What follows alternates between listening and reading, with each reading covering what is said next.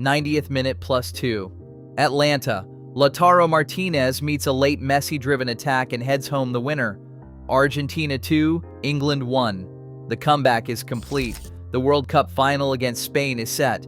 Argentina versus England, World Cup semi-final. Mercedes-Benz Stadium, Atlanta, July 15th. The most anticipated match of this entire tournament, and now the most controversial result of the entire summer. England were the better team for large portions of this game. They scored first. They had Argentina rattled. They were minutes away from their first World Cup final since 1966. And then, in the space of 5 stoppage time minutes, it was gone. But before we talk about the comeback, we need to talk about what happened in the 3rd minute of this football match. Because the decision Elfaf made then did not just shape this game, it may well have decided the entire World Cup. Ismail Elfaf, Moroccan-born American, 2-time MLS Referee of the Year, and the man FIFA chose to referee the biggest match of this World Cup. The controversy began before a single ball was kicked, because of one statistic that, once you see it, you cannot unsee. Across every match Elfaf has ever officiated involving Lionel Messi's teams, Argentina have never lost. Not once, not a draw. 5 matches, 5 Argentina victories. That record includes the 2022 World Cup final in Qatar, where Elfaf served as 4th official as Argentina beat France on penalties, and the 2023 MLS Leagues Cup final, where he refereed Messi's Inter Miami directly. 2 finals, 2 trophies, same man, same outcome. Then there is the detail that went largely unnoticed before the semi-final.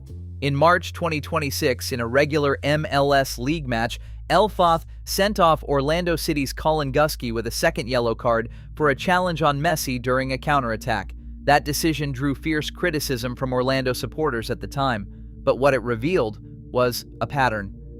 Challenges on Messi get punished severely. Challenges by Messi's teammates get treated with leniency. English Premier League referees Michael Oliver and Anthony Taylor were barred from officiating under FIFA rules, preventing home country officials. So, Elfaf was the appointment FIFA made instead. When the announcement came through, the social media reaction from much of the football world was immediate. One post captured the general mood perfectly. They gave him his favorite referee. The fix is in. FIFA insisted the selection came from an independent committee. But when a referee has never once been on the losing side across 5 matches involving the same player, including 2 separate finals, and is then appointed to referee that same player's World Cup semifinal, the burden of proof sits entirely with the people making that appointment, not with the people asking the questions. 2nd minute. Before England had even settled, Leandro Paredes elbows Jude Bellingham directly in the face. No card shown. The message from Argentina is immediate and deliberate. We will play on the edge and there will be no consequences. Then the 3rd minute, the single moment that towers above everything else in this match. Enzo Fernandez chases a loose ball and crashes into Elliot Anderson. His arm, or elbow, connects directly with Anderson's head. England players sprint toward Elfaf in fury. Tuchel remonstrates wildly on the touchline, gesturing and shouting in disbelief. Elfaf awards a free kick. He reaches for nothing else. The reaction is immediate. Dave Portnoy puts it in the bluntest possible terms. He elbowed a guy in the head. You step on a guy's foot and it is a red or a penalty. Elbow a guy in the head and nothing. Make it make sense. The standard across world football for a challenge to the head is not ambiguous. Serious foul play, straight red card. Now think about what a correct decision means for the rest of this match. Had Elfaf applied the laws of the game as written, Enzo Fernandez is walking toward the tunnel by the 4th minute. Argentina spend the remaining 87 minutes with 10 men. England, with a numerical advantage that large, for that duration, are overwhelming favorites to reach the final. The World Cup final is virtually decided right there. Instead, Fernandez stays on the pitch. He stays in the game for 82 more minutes. And in the 85th, he receives the ball from Messi on the edge of the box, steps into space, and drives a thunderous right-footed strike past Jordan Pickford into the top corner. 1-1. The comeback begins. The player who should have been dismissed in the 3rd minute scores the goal that starts Argentina's comeback in the 85th. That is the decision that decided this World Cup semifinal. What followed the Fernandez incident was not accidental. Argentina continued to foul repeatedly, deliberately, and freely, because after the opening 3 minutes, they knew with absolute certainty that this referee was not going to reach for his pocket against them. 7th minute, Giuliano Simeone fouls Elliot Anderson. No card. 13th minute, Anderson and Fernandez clash again in a heated confrontation. Leandro Paredes joins it. Morgan Rogers joins it. Players from both sides go face-to-face in the middle of the pitch. Tuchel is screaming on the touchline in disbelief. El Fath stands and watches. No cards emerge. The numbers by halftime tell the entire story in 2 lines. Argentina committed 12 fouls in the first 45 minutes.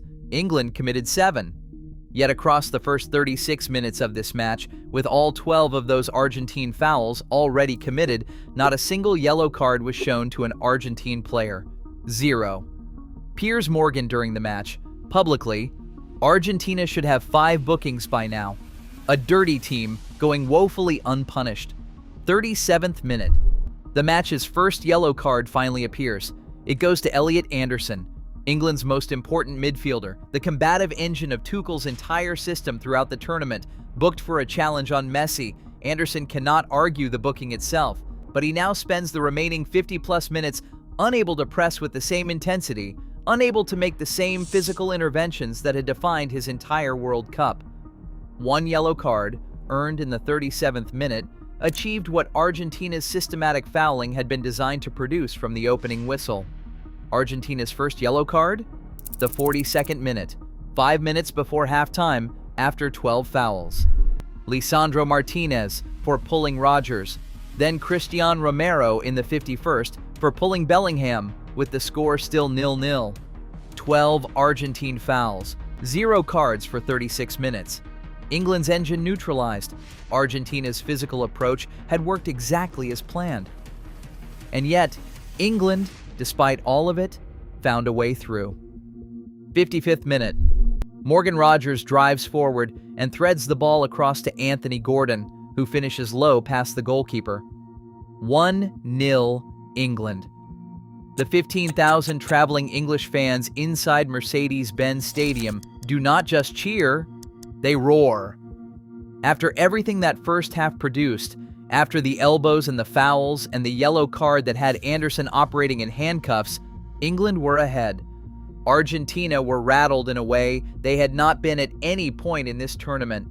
Both center backs on yellow cards.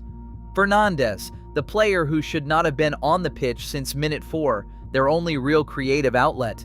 Messi, 60 minutes deep into a brutal semi-final, visibly running on fumes. For long stretches of the second half, England looked like they were going to hold it. They looked like they were going to reach their first World Cup final since 1966. 85th minute. A Messi pass finds Fernandez on the edge of the box. He steps, he strikes, right-footed, thunderous, into the top corner past Pickford. 1-1. 9 goals Argentina had scored after the 75th minute entering this semi-final. The most ice-cold team in the world had done it again. Then 90th minute plus 2. Messi drives forward one final time, finding the last burst his 37-year-old legs can produce, plays it into the box, and Lautaro Martinez rises above his marker and heads it home. 2-1. Argentina are going to the World Cup final against Spain. Argentina wore the dark navy blue kit, the same one worn when they beat England in 1986 and in 1998. Scaloni confirmed the choice was entirely deliberate. After the Switzerland quarterfinal, the Argentine players had been filmed, chanting, "For the Malvinas, for Diego, for Leo's last one." In the final seconds in Atlanta, that last one was one match away from becoming real. But this semi-final did not happen in isolation. It happened at the end of a tournament that had built match by match and decision by decision toward exactly this moment in Atlanta. Go back to the Algeria opener. Messi rakes his studs across Algeria, captain Aissa Mandi's calf. No card. VAR reviews and clears it. Two independent refereeing experts say publicly it is a red card. Algeria's federation files an official complaint with FIFA. The tournament's first controversy. It goes nowhere. Round of 16, Egypt. A valid Egyptian goal is disallowed for a foul traced 20 seconds earlier on the other side of the pitch. Two Egyptian penalty appeals are waved away by VAR in the final minutes. Argentina score in the 93rd minute to complete the comeback. Egypt's striker Mustafa Ziko says it publicly and without hesitation. The tournament was rigged. The referee was unfair. His coach asks in a press conference whether FIFA simply wanted to keep the world champions in the competition. Egypt's federation files a formal complaint. FIFA dismisses it without action. Quarterfinal. Switzerland equalize in the 72nd minute to make it 1-1. VAR then intervenes, determines that Embolo dived to earn his yellow card, converts it to a second yellow, and sends him off in tears. Switzerland play the remainder of extra time with 10 men. Argentina win 3-1. Swiss defender Manuel Akanji afterward. I have never experienced such a one-sided game. I do not usually say anything against officials, but every dive and every foul by the Argentines went completely unpunished. And then the number that ties the whole thing together. Data compiled up to the round of 16 found Argentina ranked as the second highest beneficiary of VAR decisions in the entire tournament. Not a single VAR call went against them across every match. Not one. FIFA's Pierluigi Collina. Nobody can question the integrity of the World Cup match officials. Algeria, Egypt, Switzerland, England, 4 opponents, 1 pattern. So, step back and look at the full picture. A referee with a perfect 5-match record involving Argentina appointed to the semi-final. A third-minute elbow on Anderson's head left completely unpunished by the same player who then struck the equalizer in the 85th minute. 12 Argentine first-half fouls. 0 cards for 36 minutes. England's most important midfielder neutralized. A comeback. A winner. A final. Did Argentina deserve to win this tournament? Messi is 37 years old and still finding ways to create goals in the dying seconds of World Cup semifinals. The talent is real. The magic is undeniable. But so is every official complaint filed against the officiating at this tournament. And so is every number in that VAR data. Was this football? Or was this something else entirely? Drop your verdict below, subscribe, and stay close because Argentina are now just 1 game away from claiming the trophy.